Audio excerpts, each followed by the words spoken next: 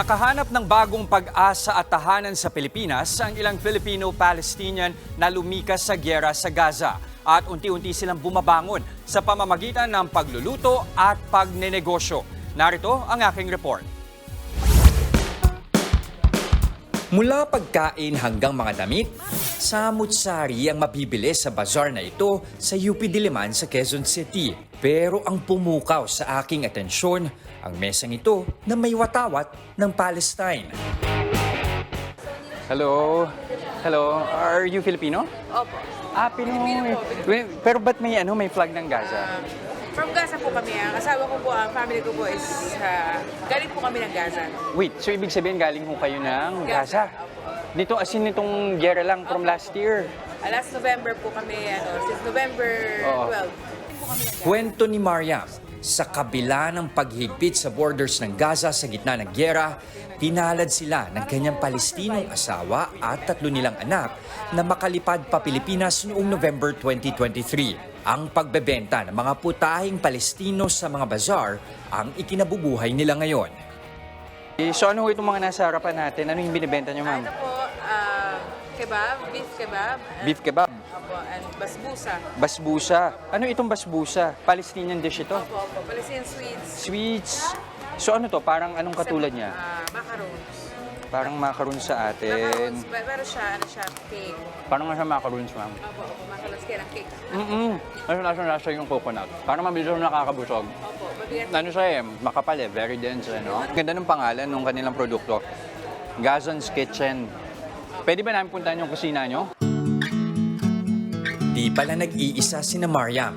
Dinala niya ako sa isang compound sa Quezon City kung saan sila nakatira kasama ang 15 iba pang Filipino-Palestinian families.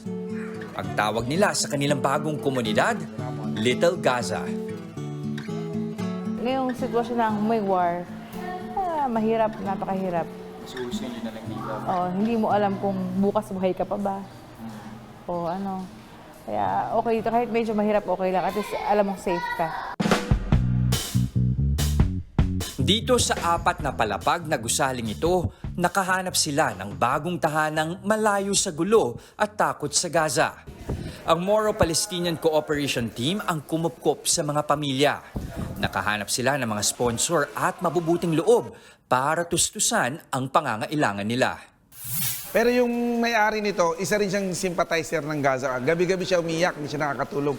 Pag nakikita niya yung mga bata, minamassacre yung mga nanay. Pero hindi laging sapat ang pondo. Kaya ang mga Palestino at mga asawa nilang Pinay naisipang magtulong-tulong para itayo ang Little Gaza's Kitchen. Madalas silang pumunta sa mga pop-up at bazaar para magtinda ng mga pagkaing Palestino. Nagbebenta rin sila online.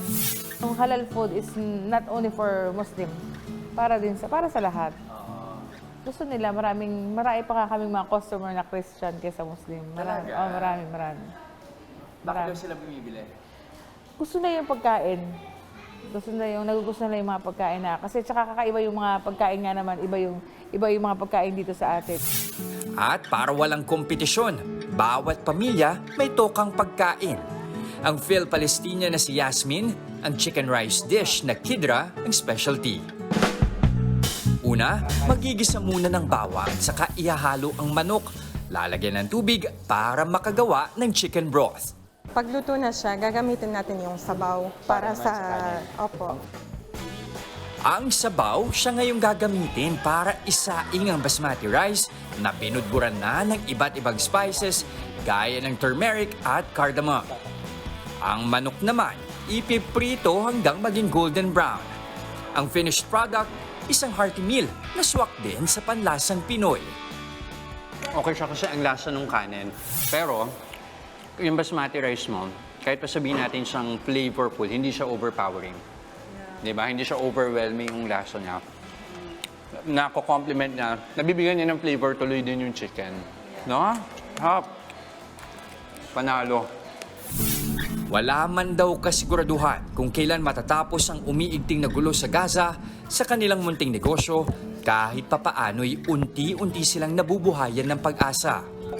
Ang nais nila sa kanilang bawat luto, naway manatiling buhay raw ang kanilang kwento. Mga kapatid, Jess De Los Santos po. Iba na ang may alam at may pakialam sa panahon ngayon. Para sa tuloy-tuloy na balitaan sa Frontline kahit weekend, mag-follow at mag-subscribe